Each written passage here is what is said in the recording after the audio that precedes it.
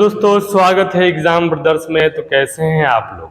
आज मैं आप लोगों के लिए लेकर आ गया हूं आव्यूह का एक बहुत ही सुंदर सा टॉपिक, जिसमें हम लोग बात करेंगे आव्यूह के प्रकार के बारे में। तो आइए शुरू करते हैं बिना किसी देरी के। कॉपी और पेन निकाल लीजिए बाबू, और आज का हेडिंग दे दो आप लोग, आव्यूहों के प्रकार, टाइप्स ऑफ मैट्रिसेस। ठीक है, यानी आव्यूह कितने प्रकार के होते हैं। ठीक है, आइए बारी बारी समझते हैं। देखिए यहाँ पे सबसे पहले हम लोग बात करेंगे बाबू स्तंभ आव्यूह के बारे में। अब देखिए स्तंभ आव्यूह होता कैसा है। ठीक है ना, मान लीजिए आपका ये एक आव्यूह है 6, ठीक है, 1 2, ये भी आपका क्या है, एक आव्यूह है। ठीक है, यहाँ पर मान लीजिए 1 2 3, सॉरी ये तो पंक्ति आव्यूह सब लिखा रहा है, कोई बात नहीं बाबू। चलिए हम यहाँ बात कर रहे हैं स्तंभ आव्यूह। तो स्तंभ आव्यूह का मतलब हुआ ना कि जो स्तंभ के रूप में होगा। तो मान लो ये हमारा एक 6 हो गया, ठीक है बाबू, यहाँ पे हमारा 2 और 3 हो गया। ठीक है, यहाँ पर मान लीजिए 4 -1 0 हो गया। तो आप यहाँ देख सकते हैं कि यहाँ पर जो आव्यूह है ना वो स्तंभ के रूप में है कि नहीं है। ठीक है ना, तो ऐसे आपको बोलना है कि वैसा आव्यूह जिसमें एक स्तंभ हो, वैसा आव्यूह जिसमें कितना स्तंभ हो, एक स्तंभ हो, उसे स्तंभ आव्यूह कहते हैं। ठीक है ना, तो यहाँ लिखा है जिस आव्यूह में एक स्तंभ हो उसे स्तंभ आव्यूह कहते हैं। इसकी कोटि m गुने 1 होती है। m गुने 1 का मतलब बाबू बोलिए जल्दी से आप लोग। जैसे मान लो इसका नाम हम a रख दिए, इसका नाम b रख दिए, और इसका नाम क्या रख दिए, c रख दिए। तो इसकी कोटि बोलिए क्या हो जाएगी। तो कोटि देखिए यहाँ पे, इसमें एक पंक्ति एक स्तंभ, तो 1 गुने 1। बोलिए इसमें 2 पंक्ति, तो 2 गुने स्तंभ कितना, 1, 2 गुने 1। इसमें पंक्ति 1 2 3, तो 3 पंक्ति स्तंभ बोलिए 1, तो 1। तो m गुने 1 हुआ कि नहीं हुआ, यानी स्तंभ की संख्या 1 ही रहेगी बाबू। तो एक लाइन में बोलना है कि जिस आव्यूह में एक स्तंभ हो उसे स्तंभ आव्यूह कहते हैं। तो चलिए आगे बढ़ते हैं। अगला हमारा है पंक्ति आव्यूह। पंक्ति आव्यूह को बोलेंगे रो मैट्रिक्स। ठीक है, इसमें क्या होता है ना कि मान लीजिए आपका जो आव्यूह है वो पंक्ति की तरह दिखता है। मान लीजिए आपका 6 हो गया बाबू, ठीक है, ये आपका मान लीजिए आ गया -1 0, ठीक है, और तीसरा हमारा हो जाएगा बाबू c बराबर क्या, 1 2 3। तो आप यहाँ देख सकते हैं कि ये जो आव्यूह है ना वो पंक्ति की तरह दिख रहा है। तो जाहिर सी बात है, पंक्ति की तरह दिख रहा है तो इसमें एक पंक्ति है। देखिए पंक्तियों की संख्या क्या है, 1 है। तो डेफिनेशन भी है कि जिस आव्यूह में एक पंक्ति हो उसे पंक्ति आव्यूह कहते हैं। क्लियर, और इसकी कोटि 1 गुने n होती है। यानी आप यहाँ देखिए पंक्ति हमारा क्या है, 1, तो 1 गुने 1, पंक्ति 1 है तो 1 गुने स्तंभ है 2, तो 2 हो जाएगा। क्लियर, और यहाँ पंक्ति हमारा 3 है, पंक्ति हमारा क्या है, 3 है, तो सॉरी पंक्ति यहाँ 1 है तो 1 गुने स्तंभ बोलिए 1 2 3, तो हमारा हो जाएगा 3। क्लियर, यानी कहने का मतलब ये है कि जिस आव्यूह में एक पंक्ति हो उसे हम लोग पंक्ति आव्यूह कहते हैं बाबू। क्लियर, तो इसकी कोटि क्या होती है, 1 गुने n होती है। चलिए अगला हमारा कह रहा है बाबू वर्ग आव्यूह। क्या है, वर्ग आव्यूह। वर्ग आव्यूह को बोलते हैं स्क्वायर मैट्रिक्स। अब देखिए वर्ग आव्यूह में क्या होता है ना कि जिस आव्यूह में पंक्ति और स्तंभ की संख्या समान हो उसे वर्ग आव्यूह कहते हैं। यानी यहाँ पर देखिए कहने का मतलब जिसकी किसी आव्यूह में जितनी पंक्ति हो स्तंभों की संख्या भी उतनी ही होनी चाहिए। मान लीजिए a बराबर आपका ये हो गया, ठीक है, b बराबर मान लो बाबू -1 0 5 4, ठीक है, ये हो गया हमारा। और उसी तरह मान लीजिए c बराबर हो जाएगा 1 2 3 4 5 6 7 8 9। तो आप यहाँ देख सकते हैं अच्छे से कि इस आव्यूह में जितना पंक्ति है उतना ही स्तंभ है। देखिए अच्छे से, यहाँ पंक्ति 1 स्तंभ 1, तो इसका कोटि 1 गुने क्या हो जाएगा, 1 हो जाएगा। यहाँ देखिए b में पंक्ति भी 2 है, स्तंभ भी क्या है 2, तो कोटि हमारा हो जाएगा 2 गुने 2। क्लियर, यहाँ देखिए पंक्ति 1 2 3, स्तंभ भी 1 2 3, तो इसका कोटि क्या हो जाएगा बाबू बोलिए, 3 गुने 3। यानी वैसा वर्ग जिस आव्यूह में पंक्ति और स्तंभ की संख्या समान हो उसे वर्ग आव्यूह कहते हैं।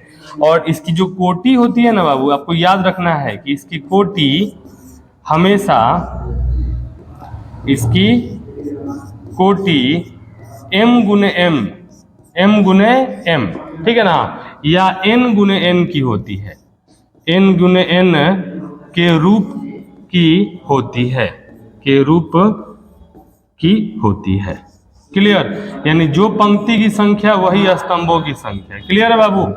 तो यानी वर्ग अवयव का मतलब देखिए, वर्ग मतलब क्या है कि आपको एक वर्ग की तरह दिखना चाहिए। ये आपका वर्ग है, ये भी क्या है, एक वर्ग की तरह है, ये भी क्या है, एक वर्ग की तरह है, ठीक है ना। तो इसके पहले मैंने आपको बताया, देखिए यहां पर इसके पहले मैंने आपको बताया पंक्ति अवयव के बारे में। किसके अवयव के बारे में? वो पंक्ति अवयव। तो पंक्ति अवयव क्या कहता है कि जिस अवयव में एक पंक्ति हो उसे पंक्ति अवयव कहते हैं, और जिस अवयव में पंक्तियों की संख्या और स्तंभों की संख्या समान हो उसे हम लोग क्या बोलेंगे? वर्ग अवयव बोलेंगे। चलिए आगे बढ़ते हैं बाबू। अगला हमारा है शून्य अवयव। क्या? तो शून्य अवयव में कुछ नया नहीं है बाबू, आप यहाँ देख सकते हैं अच्छे से। कह रहा है कि जिस अवयव के सभी अवयव शून्य हो, यानी जिस अवयव के सभी अवयव शून्य हो उसे शून्य अवयव कहते हैं। इसे ओ से सूचित किया जाता है। यानी कहने का मतलब ये है, मान लीजिए कि ये एक अवयव है जिसके अवयव क्या है? शून्य है, ठीक है। तो ये हमारा हो जाएगा, बोलिए कौन सा अवयव हो जाएगा बाबू? ये हमारा शून्य अवयव हो जाएगा, ठीक है ना। और इसको हम लोग ओ से रिप्रेजेंट करेंगे। देखिए 0 0 0 0, तो इसके सभी अवयव शून्य हैं, तो ये भी हमारा बोलो क्या कहलाएगा? ये शून्य अवयव कहलाएगा। और शून्य अवयव को ओ से रिप्रेजेंट किया जाता है 0 0 0 0 0, यानी जिस अवयव के सभी अवयव शून्य हो उसे हम लोग शून्य अवयव कहते हैं, और इसे ओ से सूचित किया जाता है। चलिए मुख्य विकर्ण। अब देखिए मुख्य विकर्ण क्या होते हैं बाबू?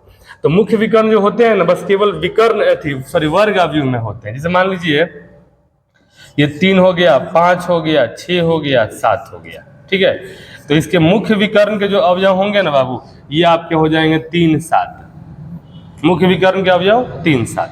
अगर मान लीजिए एक अवयव हो गया 1 2 3 4 5 6 7 8 9, तो ये अगर एक अवयव है तो इसके मुख्य विकर्ण के जो अवयव होंगे वो क्या होंगे? देखिए तो ये जो है ना, ये वाला, ये जो 1 5 जो 9 है, ये मुख्य विकर्ण के अवयव है। क्लियर? तो इसमें ज्यादा लोड नहीं लेना है बाबू, ठीक है। मुख्य विकर्ण का मतलब होता है कि वर्ग अवयव के विकर्ण के अवयव, वर्ग अवयव के विकर्ण के जो अवयव होते हैं ना, उसी को बोलते हैं हम लोग मुख्य विकर्ण। तो यानी यहां पर मुख्य विकर्ण हमारा बता दीजिए क्या क्या हो जाएगा? हमारा मुख्य विकर्ण हो जाएगा बाबू 3 7 3 7। क्लियर? 3 7, ठीक है। और यहां बोलिए हमारा मुख्य विकर्ण क्या हो जाएगा? 1 5 9। तो आपको ज्यादा लोड नहीं लेना है, समझना है कि वर्ग अवयव के विकर्ण के अवयव को मुख्य विकर्ण कहते हैं, ठीक है। अब ये मुख्य विकर्ण का आगे हमारा काम है बाबू विकर्ण अवयव में। अभी हमारा सवाल है कि विकर्ण अवयव क्या है? तो देखिए विकर्ण अवयव का मतलब होता है ना, कह रहे हैं कि वैसा वर्ग अवयव जिसमें विकर्ण के अवयव को छोड़कर, विकर्ण के अवयव को छोड़कर सभी अवयव शून्य हो तो उन्हें विकर्ण अवयव कहते हैं। यानी मान लीजिए आप कुछ इस तरह से 6 हो गया, 0 हो गया, 0 हो गया, 5 हो गया, तो देखो यहां पर आप देखो तो मुख्य विकर्ण के अवयव 6 और 5 को छोड़कर सभी अवयव शून्य है कि नहीं है? तो ये हमारा विकर्ण अवयव है। क्या है बाबू? विकर्ण अवयव। क्लियर? उसी तरह आप यहां देखिए b बराबर हमारा हो जाए 1 0 0 0 3 0 0 0 -2। यहां भी आप देख सकते हैं अच्छे से। देखिए मुख्य विकर्ण को छोड़कर सभी अवयव क्या है? शून्य है, तो ये भी हमारा क्या कहलाएगा? विकर्ण अवयव। इसको हम लोग एक तरीका से और विद्यार्थी क्या कर सकते हैं बाबू, एक तरीका से और इसको हम लिख सकते हैं।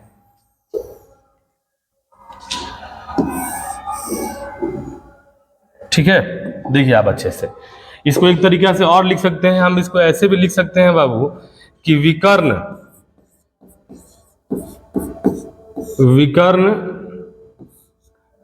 6 5, विकर्ण 6 5, यानी इसको a बराबर विकर्ण 6 5 भी लिख सकते हैं, ठीक है ना। विकर्ण 6 5 का मतलब क्या हुआ कि एक विकर्ण अवयव है जिसमें 6 5 ऐसे मुख्य विकर्ण के अवयव है। उसी तरह b बराबर हम ऐसे भी लिख सकते हैं बाबू, क्या विकर्ण, बता दीजिए विकर्ण हमारा बोलो क्या क्या है, विकर्ण है 1 3 -2। तो ऐसे भी इसको हम लोग रिप्रेजेंट कर सकते हैं, ठीक है ना। अगर मान लो बाबू कहीं लिखा हुआ है c बराबर, क्या लिखा हुआ है, c बराबर विकर्ण -4 2 5 -4 2 5, ठीक है। तो इसको हम लोग ऐसे भी लिख सकते हैं, c बराबर बोलिए -4 0 0, फिर बोलिए 0 2 0, फिर बोलिए 0 0 और बोलिए क्या हो जाएगा 5। आपने यहाँ देखा कि मुख्य विकर्ण को छोड़कर सभी अवयव क्या है, शून्य है। तो इसे हम बोलेंगे विकर्ण अवयव, क्या बोलेंगे, विकर्ण अवयव। चलिए विद्यार्थी, तो लाइट चला गया था, तो अब हम लोग जानेंगे आगे अदिश अवयव क्या है, ठीक है। देखिए अदिश अवयव को हम बोलेंगे स्केलर मैट्रिक्स, क्या बोलेंगे बाबू, स्केलर मैट्रिक्स। अभी स्केलर देखिए, अभी मैंने आपको बताया कि विकर्ण अवयव क्या होता है, तो कह रहे कि वैसा वर्ग अवयव जिसके विकर्ण के अवयव को छोड़कर, देखिए यहाँ पे आप अच्छे से कह रहे कि विकर्ण के अवयवों को छोड़कर सभी अवयव क्या है, शून्य है। विकर्ण के अवयवों को छोड़कर सभी अवयव बाबू देखो क्या है जी, शून्य है। तो वैसा वर्ग अवयव जिसके विकर्ण के अवयवों को छोड़कर सभी अवयव शून्य होंगे, उसे हम लोग बोलेंगे विकर्ण अवयव या डायगोनल मैट्रिक्स, ठीक है। और इसको हम लोग ऐसे भी लिख सकते हैं बाबू, ठीक है ना, यानी ये हमारा हो जाएगा DIA, ठीक है ना, डायगोनल, और ये हमारा हो जाएगा 1 3 -2, ठीक है। इसको ऐसे भी लिखा जा सकता है, ठीक है। इसको भी हम लोग a बराबर ऐसे लिख सकते हैं बाबू, DIA डायगोनल, और ये हमारा हो जाएगा 6 5, क्लियर। अब अगला हमारा आता है अदिश अवयव, स्केलर मैट्रिक्स। तो कह रहे कि वैसा विकर्ण अवयव जिसके विकर्ण के सभी अवयव समान हो। यानी कहने का मतलब ये है कि मान लीजिए हमारे पास कुछ इस तरह का अवयव है, देखिए मान लीजिए हमारे पास a बराबर यहाँ भी 6 है और यहाँ भी 6 है, ये आपका एक विकर्ण अवयव है। लेकिन विकर्ण अवयव में क्या होगा ना, विकर्ण अवयव के विकर्ण के अवयव अगर समान होंगे तो उसे हम क्या बोलेंगे, उसे बोलेंगे हम लोग अदिश अवयव, स्केलर मैट्रिक्स, ठीक है बाबू। उसी तरह b बराबर आप यहाँ देख सकते हैं 3 0 0 0 3 0 0 0 3। यहाँ मुख्य विकर्ण के सभी अवयव क्या हैं, समान है। तो मुख्य विकर्ण के सभी अवयव समान है, 3 3 3 है। तो ये हमारा कैसा है, अदिश अवयव, ठीक है। तो अदिश अवयव एक प्रकार का विकर्ण अवयव ही होता है, क्लियर। लेकिन यहाँ पे एक कंडीशन है कि मुख्य विकर्ण के सभी अवयव क्या होते हैं, समान होते हैं बाबू। चलिए अगले टॉपिक पे आते हैं। अगला हमारा कह रहा है तत्समक अवयव। कौन सा अवयव बाबू, तत्समक अवयव। अब ये तत्समक अवयव क्या होता है, देखो ये अदिश अवयव का भाई है।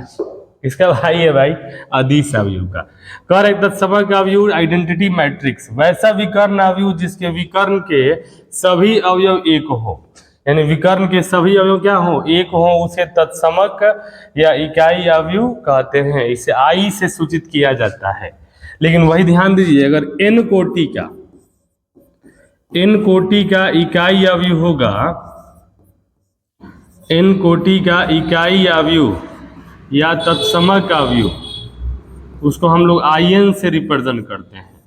अवयव को IN से सूचित किया जाता है, IN से सूचित किया जाता है, क्लियर।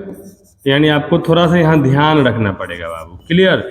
यानी कहने का मतलब यह है कि तत्समक अवयव जो होता है ना, इसमें मुख्य विकर्ण के जो अवयव होते हैं वो क्या होते हैं, एक होते हैं। तो ये हमारा हो जाएगा बाबू, बोलो क्या, इकाई अवयव। और यहाँ देखो इसकी कोटि हमारा 2 × 2 हो जाएगा, तो इसको हम लोग I2 से रिप्रेजेंट करते हैं। किससे, I2 से। उसी तरह देखिए 1 0 0 0 1 0 0 0 1, तो ये भी हमारा क्या है, एक तत्समक अवयव है। क्योंकि यहाँ देखिए मुख्य विकर्ण के सभी अवयव क्या है, एक हैं। लेकिन यहाँ पर देखो बाबू ये 3 × 3 कोटि का है, ठीक है ना। तो इसे हम लोग I3 से रिप्रेजेंट करेंगे। किससे, I3 से। अगर उसी तरह आपको मिल जाए 1 0 0 0 0 1 0 0 0 0 1 0 0 0 0 1। तो आप यहाँ देख सकते हैं, देखिए मुख्य विकर्ण के सभी अवयव क्या है बाबू, मुख्य विकर्ण के सभी अवयव एक हैं, तो ये हमारा क्या कहलाएगा, I4 कहलाएगा। क्लियर? तो ज़्यादा लोड नहीं लेना है, ठीक है ना। ये थे आपके अवयव के प्रकार, और मुझे उम्मीद है आपको ये अवयव के प्रकार जो है वो समझ में आए होंगे बाबू, ठीक है। तो फिर मिलते हैं अगले वीडियो में, तब तक के लिए नमस्कार, जय हिंद।